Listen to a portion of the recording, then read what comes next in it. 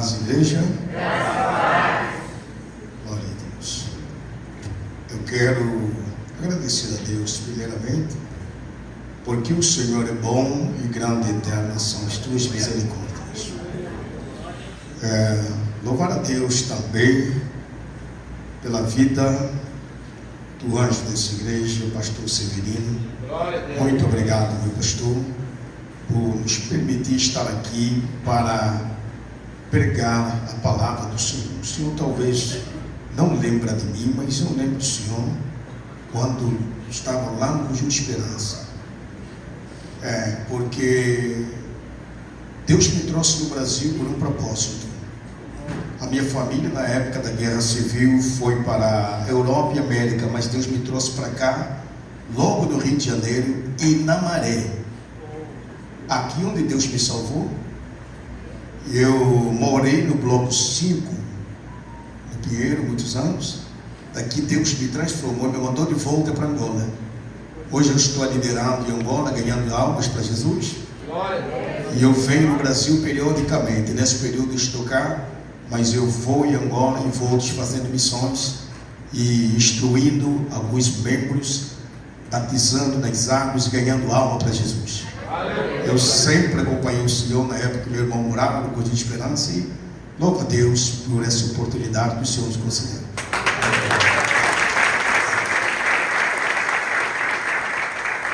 Aproveitar enquanto a igreja está sentada, localiza comigo o Evangelho de Jesus segundo escreveu o evangelista Marcos no Mateus capítulo 5, verso 13.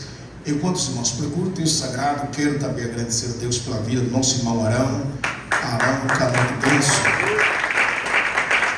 Deus abençoe pela vida deste homem de Deus, um homem incansável da obra, que Deus continue te abençoando poderosamente. Cantor Ziel também, meu Deus, Senhor, uma bênção. O Senhor nos dá a oportunidade de ir para Angola também, amém? Pastor, eu fiz um grupo de angolanos aqui, porque quando eu lancei o cartaz no Instagram, na minha rede social, no Facebook, pastor, vai estar lá na vila? Não, vamos lá. Eu já criei um grupo aqui sobre angolano para vir cultuar hoje, e eles vieram. Eu disse, Deus sabe o que faz. Pastor, ficou muito em cima. Outros me responderam agora, eu disse, não, mas não tem problema, Deus sabe o que faz. Amém, muito obrigado. Agradecer a Deus por essa igreja linda, abençoada. Meu Deus, eu pensei que estava lá nos States, Estados Unidos da América, irmão. Igreja, meu Deus, muito abençoada, muito abençoada. Que Deus abençoe os irmãos mais e mais. Fiquemos de pé por gentileza, pastor, me permita. Podemos ler a palavra do Senhor. Leamos a palavra do Senhor. Mateus capítulo 5, verso 13. Eu creio que os irmãos acharam. Diz assim: vós sois o sal da terra. Se o sal for insípido, com que se há de salgar? Essa é uma pergunta. Para nada mais presta, senão para se lançar fora e ser pisado pelos homens. Palavra do Senhor. Oremos. Maravilhoso Deus, eterno Pai, não vou orar pela palavra, que ela é abençoada. Peço, Senhor, use-me como canal de bênção e venhamos dar vitória nesta noite, em nome de Jesus. Amém. Podemos tomar o assento. Obrigado. Glória a Jesus. Meus amados, o que eu quero pregar aqui é algo muito simples. Eu quero pregar algo muito simples, nada que os irmãos não tenham conhecimento. Eu quero falar de um condimento que é o sal. E algumas razões está na Bíblia porque Jesus vai nos chamar de sal. Entendemos Mateus capítulo de número 5, que Jesus, quando esteve na terra, ele mais ensinou do que fez milagre. Porque o milagre é bom, a cura é boa, mas o ensino, ele permanece da pessoa na casa de Deus. Jesus ensinou bastante, investiu muito no ensino. Uma vez que ele poderia ser assunto ao céu, ele disse aos discípulos: não me deixarei órfão, enviarei outro consolador, outro referido do Espírito Santo, alguém semelhante a ele, que ele continuaria a agir da mesma maneira. E ele confirma isso dizendo, Atos 1, verso 8, Mas recebereis poder ao descer sobre vós, Espírito Santo, serei minha testemunha, Jerusalém, Judeia, Samaria, até os confins da terra. Olha, Jesus, ele começou a ensinar, e quando ele, no período que ele vai ensinar, Jesus aparece num cenário difícil, porque havia problemas políticos e problemas de religião. Vários homens naquela época já haviam aparecido ou surgido antes de Jesus. Antes de Jesus surgir, já tinha outros mestres, outros rabinos. Lembramos que Jesus sobe no capítulo 5 para ensinar. Para quê? Muito bem, para ensinar. E o ensino tem muita ligação com a cultura judaica, porque a escola dos profetas, ele começa lá no período de Samuel. Samuel começou com a escola dos profetas, e a escola foi crescendo. Quando Elias abraçou a escola, e Eliseu deu ênfase na escola, a escola cresceu. Na verdade, na escola dos profetas, eles não aprendiam a profetizar, porque profetizar é algo divino.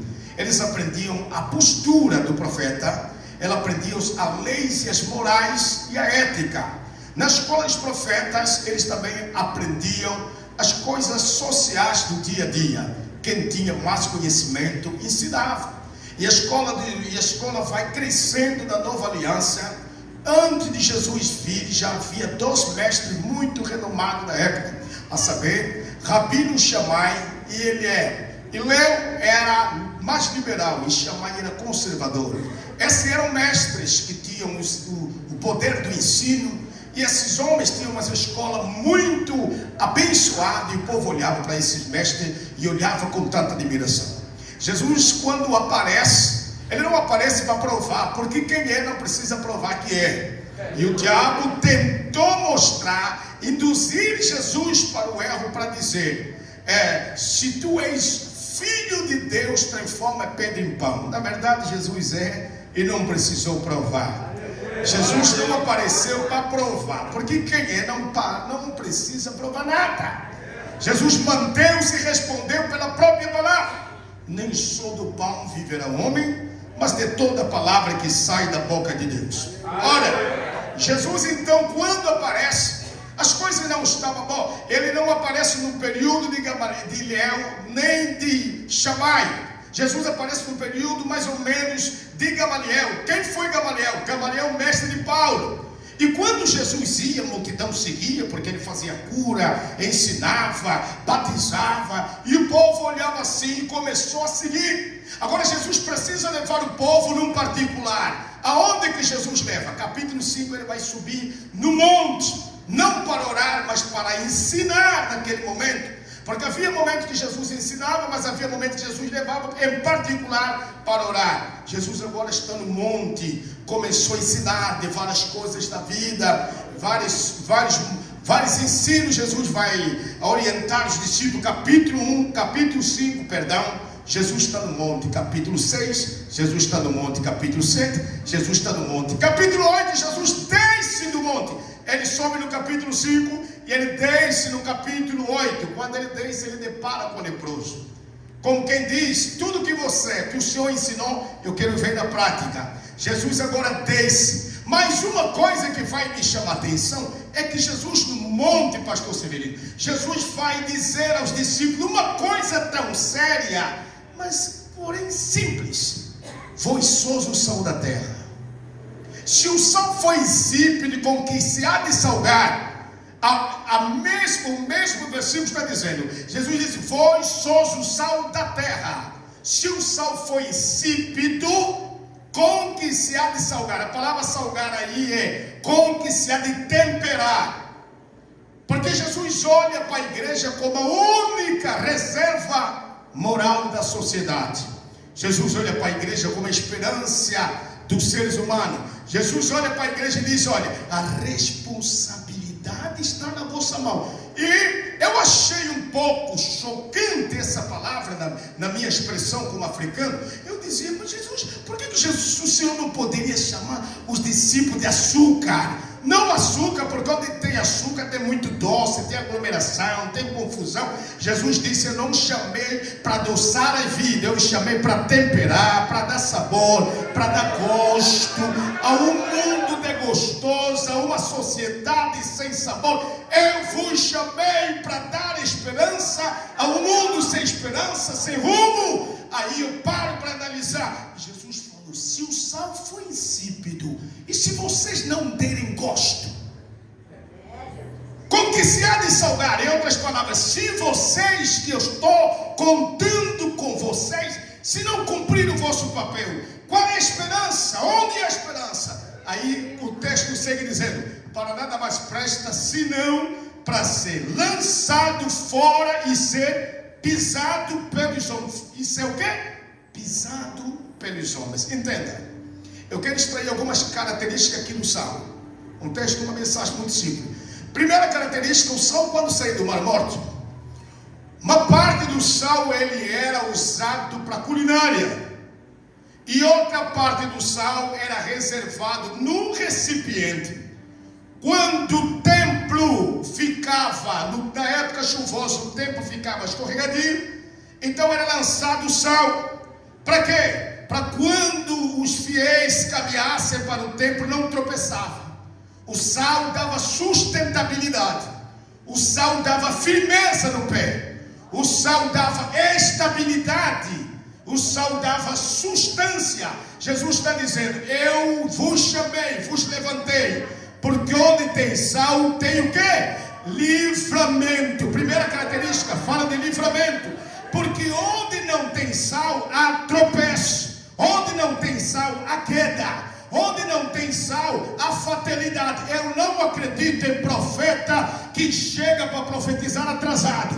Profeta que é profeta, ele profetiza antes da queda, antes da coisa acontecer. Jesus está dizendo: o profeta não chega atrasado. O sal serve para livramento. Onde tem sal não tem tropeço. Ainda que devemos pagar um preço por falar a verdade, mas quem anda com sal tem firmeza. Eu vou liberar essa palavra que Deus colocou no meu coração.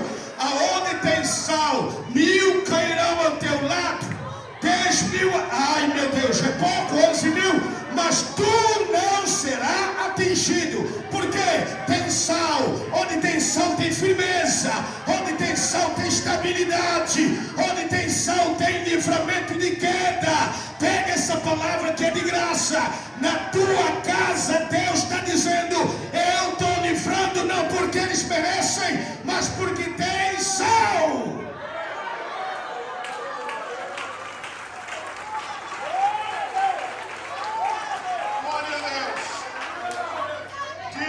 Livramento.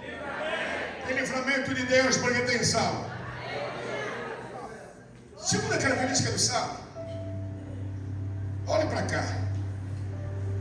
Segunda característica do sal. As donas de casa podem até me corrigir. O sal pode ser grosso, de churrasco, mas se jogar na água ele some. E se colocar muito sal na comida, o que ele faz? Igreja muito abençoada. Mas se não tiver sal, a comida fica o quê? Então Jesus está dizendo: eu vos chamei não para estar muito aqui, nem muito. Então o sal, aleluia,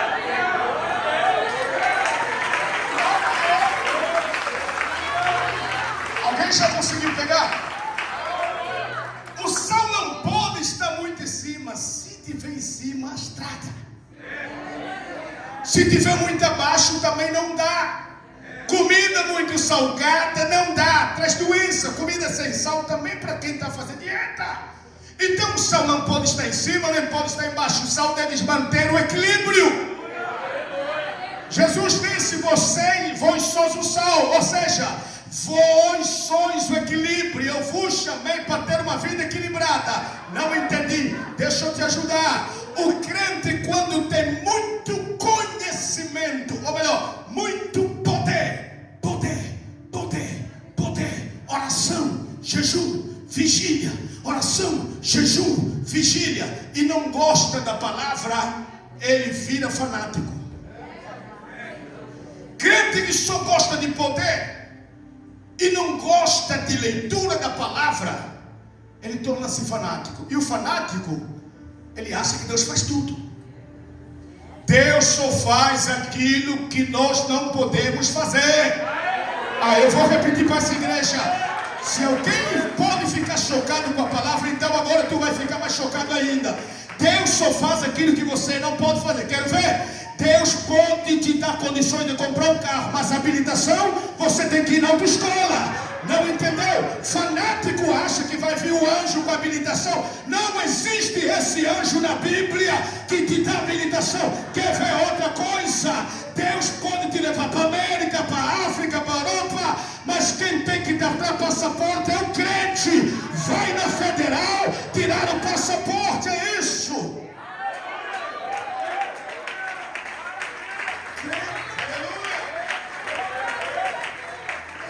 Jesus amado.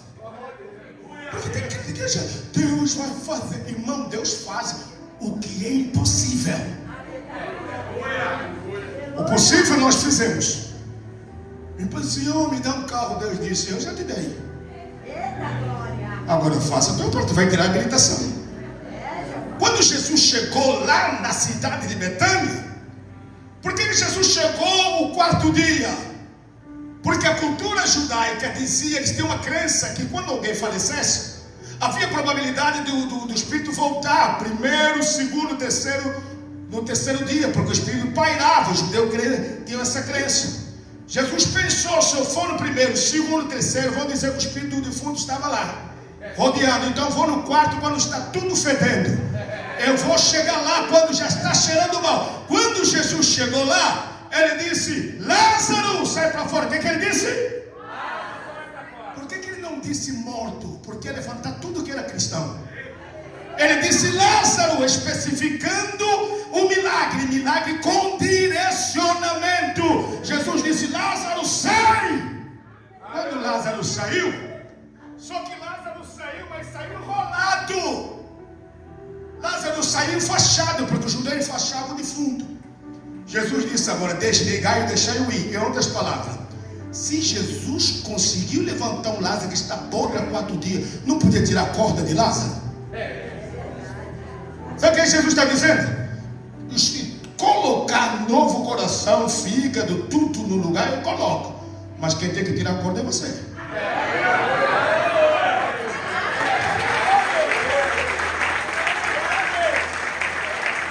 Existe coisa, se nós esperamos Deus fazer, nunca vai acontecer. Quero ver? Deus abriu a porta de emprego, mas levanta cedo, não é só enviar currículo, tem que ir lá também buscar essa porta. Então, crente quando tem muito poder, mas não gosta de conhecimento, ele vira fanático. E o fanático espiritualiza tudo. Tudo é o diabo. Não quer procurar emprego, o diabo está me amarrado. O diabo não amarra ninguém para trabalhar, irmão. E outra coisa, quando o crente tem muito conhecimento, leitura da palavra, livro secular, mas não gosta de orar, nem jejuar, ele vira formalista. Formalista não cultua, ele fiscaliza. Ele chega no culto e começa a observar quem está na carne e quem está no espírito. O formalista, ele leva pela lógica. Então Jesus está dizendo, não pode estar o sal em cima, nem pode estar embaixo, tem que ter uma vida de equilíbrio. O crente tem que gostar de oração, gostar de leitura. O crente precisa gostar de leitura e gostar de vida de oração. Porque se o conhecimento sem oração é formalismo, só oração sem conhecimento é fanatismo. Então tem que ter uma vida de equilíbrio. Eu acredito uma coisa que nós vivemos na África. Em África você não tem dificuldade de ofertar. Nós quando viemos ofertar, viemos dançando, com aquela alegria. Não é questão de ter muito, é entender o que Deus fez na vida da pessoa. O Brasil é mais rico que o nosso país é. Mas é questão de menor de entender o que Deus fez. Nós não viemos para isso, estamos obrigados. Não, é alegria, dançando com a oferta na mão. Sabe o que é isso? Irmão, outra hora eu estava preso. Outra hora eu estava no outro mundo. Agora eu tenho que liberar, porque ainda que eu entregar isso, tudo não paga por aquilo que Jesus fez na minha vida. Isso é o quê? Gratidão. Então o crente precisa ter muito conhecimento e muito poder. equilibrada, porque tudo já está delineado. Quero ter muito conhecimento? Leia. Muito poder? Ore e jejua. Quero ter uma vida financeira estável? Semeia. É só colocar a mão no bolso e semear.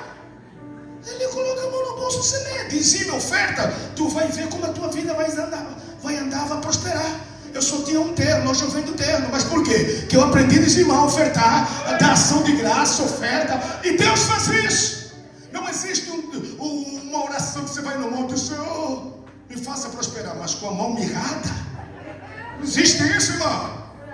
Não existe isso. É só liberar, ofertar e semear de Deus. Por quê? Porque eu conheço muita gente cheia do Espírito Santo. Mas Deus está dizendo, você precisa ter uma vida equilibrada. Eu chamei o sal para ter uma vida equilibrada. O crente sal precisa ter um equilíbrio na vida financeira, na vida emocional, na vida social e o equilíbrio em todas as áreas da vida. Então, o sal fala de equilíbrio. Terceiro ponto, o sal.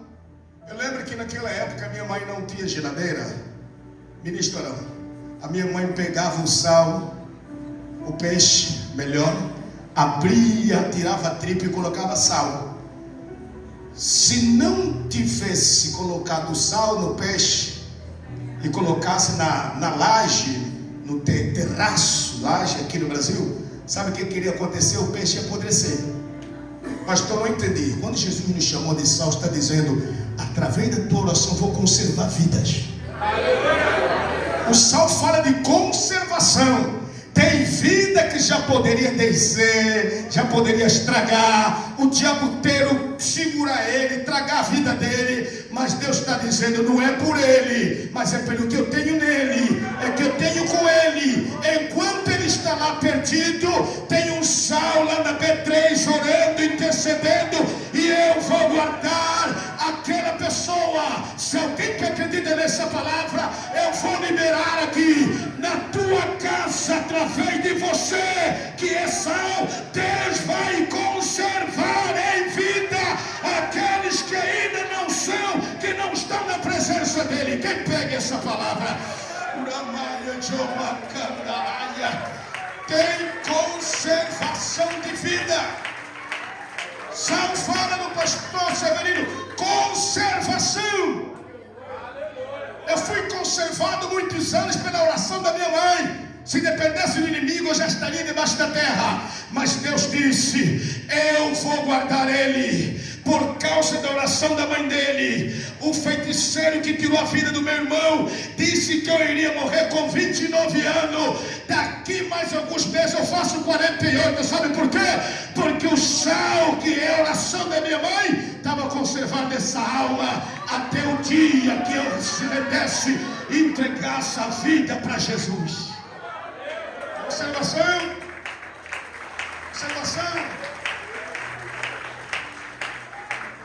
Olha para cá. A igreja primitiva orava. Atos capítulo 12. Herodes começou a maltratar, o texto diz maltratar, perseguir a igreja. Mandou matar Tiago e viu que era tudo bom. Matou a Tiago e viu que estava bom. Prendeu a Pedro. Atos 12. O texto, primeira expressão que aparece, e Pedro, prenderam a Pedro. A segunda expressão que aparece no texto é que Pedro era guardado. Para os homens Pedro estava preso, mas para Deus estava guardado. Para os homens Pedro estava preso, mas para Deus estava guardado. E a igreja fazia contínua oração na casa de João Marcos, como sal, dizendo, nós não conseguimos chegar lá, mas o Senhor guarda ele. E o texto vai dizer que Pedro dormia. Na minha ótica, entre Pedro e Tiago, parece que era mais crente, era Tiago. Tiago era mais calmo, Pedro era muito bravo. Jesus, quando estava passando por ele, foi ressuscitado e tocou Jesus. Jesus pergunta, quem me tocou? Quem respondeu? Pedro, mestre, tu vê que a multidão te aperta e te oprime, tu diz quem me tocou? Jesus deve olhar para Pedro e está dizendo, é melhor bravo no meu lado do que no mundo. Fica aqui.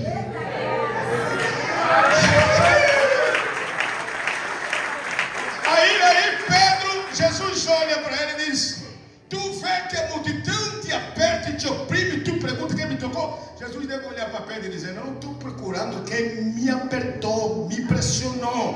Porque me apertar, me pressionar, já tem muita gente. Eu estou perguntando quem me tocou. Milagre recebe quem toca, não quem aperta. Deus não trabalha com pressão. Ele é Deus. Ele faz quando Ele quer, da maneira que Ele quer, na hora que Ele quer, no momento que Ele quer, no dia que Ele quer, na hora que Ele quer. Ele não trabalha com a pressão do homem. Ele é Deus, a ordem é dele. Ele é que manda, Ele é que determina. Ele faz. Ai, alguém pegou essa.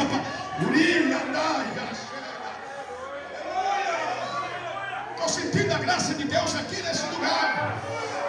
Jesus. Aleluia. Conservação. Tiago morreu. Pedro era muito agitado. Entre Tiago e Pedro, na minha ótica, eu acho que Tiago era mais crente que Pedro. Pedro era muito bravo. Pedro era bravo. Pedro andava, pegou a espada. Jesus está vendo. Arrancou ele do servo do sumo sacerdote.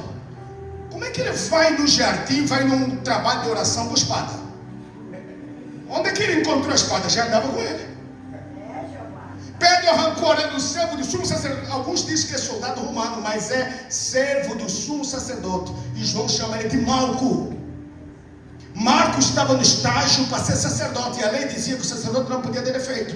Aí Pedro arranca a orelha do servo do sumo sacerdote, acaba o sonho do menino. Jesus coloca a orelha do menino no lugar e restaurou a orelha de Malco. Aí sabe o que aconteceu? Glória a Deus. A pergunta que não quer se calar: Pedro não estava orando no Getsemane? Estava ou não estava? Como é que ele saiu daí e ainda conseguiu pegar a espada? Se ele acabou de orar, ainda depois de um trabalho de oração, embora ele não estava participando da oração, porque estava dormindo mais do que orando, mas ele estava lá. E como é que ele sai para ferir? Ele não devia ferir, porque eles são da oração. Não vou entrar nesse mistério. Então o Salmo fala de conservação. Aí Pedro está lá dormindo. Pedro está dormindo, pastor Severino. Pedro estava dormindo literalmente. Eu acho que Pedro até roncava, porque da forma que o anjo acordou ele, não é possível. Agora eu pergunto aos senhores: você conseguia dormir? Os irmãos dormiam? Sabe que Tiago já morreu, amanhã será a sua vez, estão esperando a Páscoa para te matar. Você dormia? Eu não dormia não, irmão. Irmão Arão, o senhor dormia? Pastor, o senhor dormia? Não dormia. Com certeza nem o cantor, eu não dormia também não. Dormia o senhor? Eu não dormia. Se for possível, eu tomava muito café para ficar acordado. Mas sabe o que aconteceu? Pedro dormia, mas sem dormir mesmo. Por quê? Porque Pedro estava dormindo na promessa. Tem um ditado que parece verdadeiro, mas não é de Deus, que diz assim: quem tem promessa não morre. É mentira. Quem tem promessa não morre se estiver no lugar da promessa. Quem tem promessa não morre se estiver debaixo da promessa. Para ter promessa e não morre, tem que estar no lugar da promessa. Por que Pedro descansou? Porque João capítulo de número 21, verso 18, Jesus disse: enquanto tu fores jovem, moço, tu andarás em lugares que você queiras. Mas quando fores velho, João 21, verso 18, te levarão, te carregarão em lugar que você não queira ir. Quando Tiago morreu e Pedro estava preso, Pedro nessa idade, nessa altura, segundo o historiador, estava com 48 anos. Eu já disse e repito, daqui a pouco faço 48 anos. Estou todo jovem, estou todo saudável. Naquela época, 48 anos não era velho. Imagina hoje, se hoje não é melhor. E naquela época, Pedro disse: quer saber? Jesus falou que eu vou ficar velho. O Herodes disse: vai me mandar matar esses dias. Entre a palavra do homem de Jesus, eu fico onde Jesus. Não entendeu? Eu vou liberar essa palavra para alguém pegar. Entre a palavra do homem e a palavra de Deus, fica descansando na palavra de Jesus. Eu vou repetir: entre a palavra do homem e a palavra de Deus, eu prefiro descansar na palavra de Jesus. Jesus disse: vai envelhecer. Herodes disse: vai morrer. Que Herodes vai morrer nada, eu vou ir dormir. Eu vou dormir. Deus mandou o anjo e disse: Pedro, levanta, coloca o cinto e venha a mim atrás, porque quem tem promessa, está no lugar da promessa, fazendo a obra de Deus, não morre, porque a igreja está orando e o sal está conservando. A igreja está orando na casa de João Marco e o sal está conservando a vida de Pedro. Não entendi. Tem vida que vai ser conservada através da oração. Quem pode adorar a Deus nesta noite?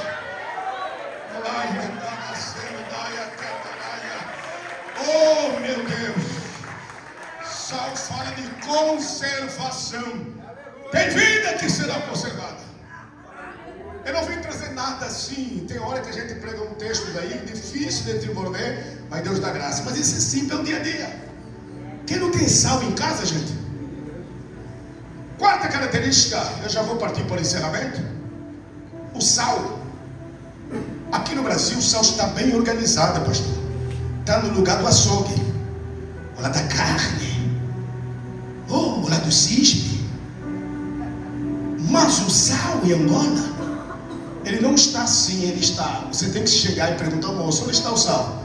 Ela vai dizer: primeira, segunda, terceira, não, na quarta fila lá embaixo está lá o sal.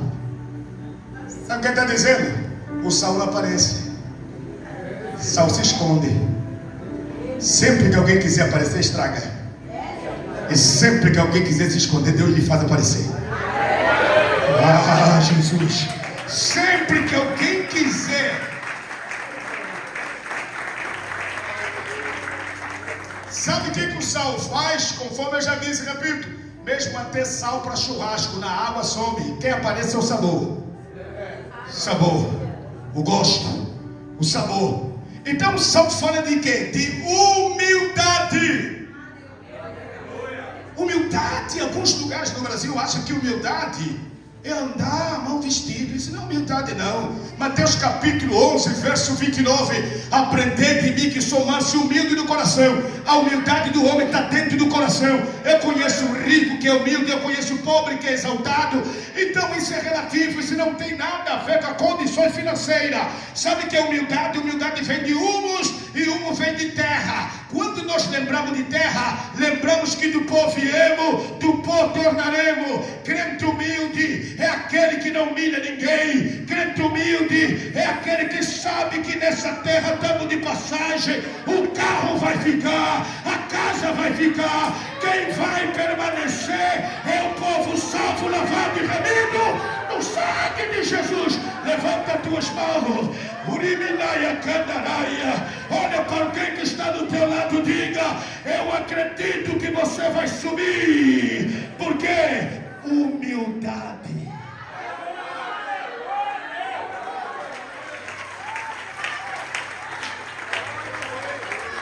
Eu vejo tanta gente.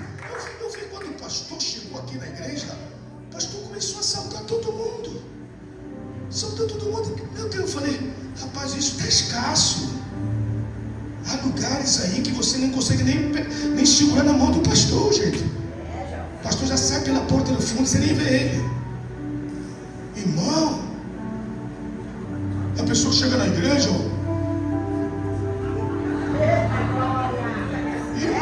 irmão, eu estou dizendo membro. Teve um rapaz lá na igreja, era tão tranquilo. Depois que ele consagraram, irmão, foi difícil.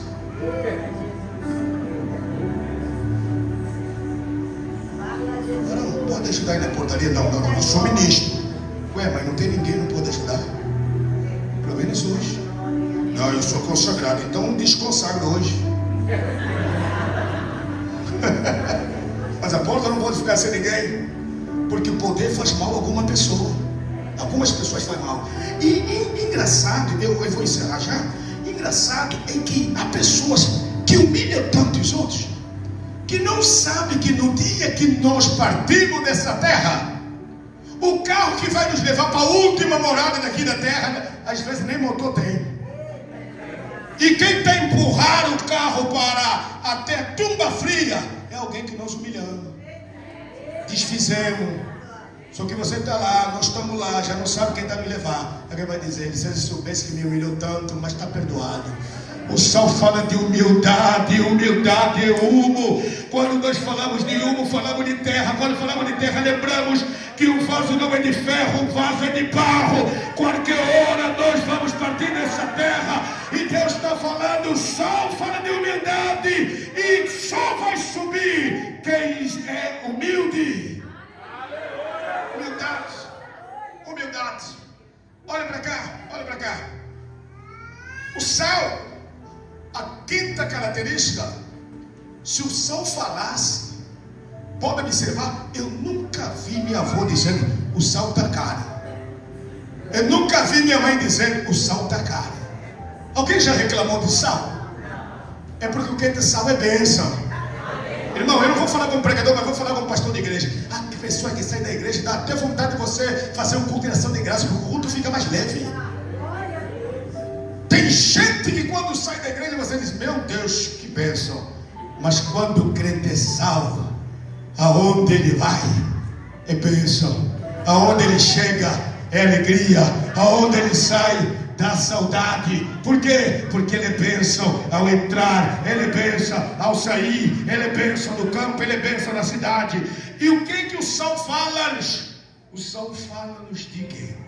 Se o sal falasse, ele ia perguntar, aonde está o feijão carreteiro?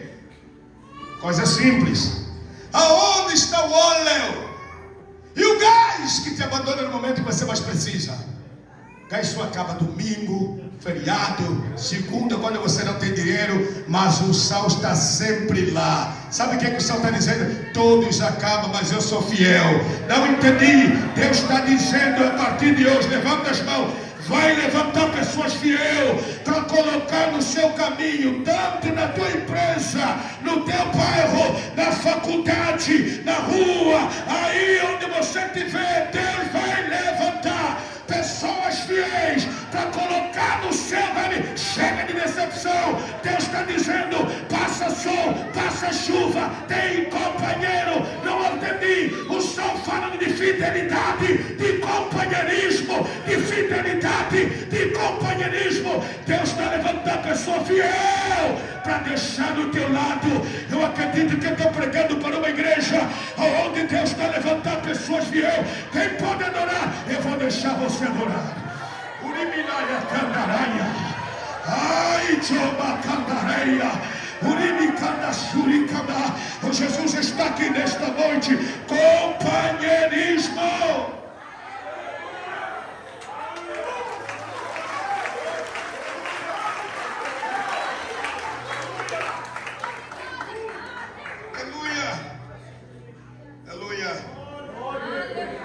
Por último, o sal. Quando aqui, acredito que deve ter, além do ministro Arão, que é médico farmacêutico, deve ter mais pessoas, enfermeiros, que trabalham na área de saúde. Se eu estiver errado, me corrija. O sal, quando alguém tem um ferimento, se tiver contato com o sal serve de sedativo, antisséptico. Para quê? Para poder sarar, estancar o ferimento. Jesus, quando nos chamou de sal, está dizendo, eu vos levantei para curar os feridos. Ai, ai, ai, ai, ai. Alguém pegou essa palavra? Jesus nos chamou para dar esperança, para curar os feridos. Jesus está dizendo a palavra da esperança, da cura da alma, para quem tem dor, tristeza, porque a doença que não é dengue nem covid, tem doença que está dentro da alma, chamada rancor, ódio, mágoa, tristeza, maledicência. Jesus está dizendo a palavra, quando o médico na terra falha, que é o psicólogo, eu sou psicólogo dos psicólogos, e a minha palavra é a palavra de cura, é a palavra de vitória, é a palavra de libertação, é a palavra de restauração. Eu vim pregar para uma igreja nessa noite, que Deus está dizendo, essa igreja foi levantada, é para restauração, é para restituição, é para curar os enfermos, é para...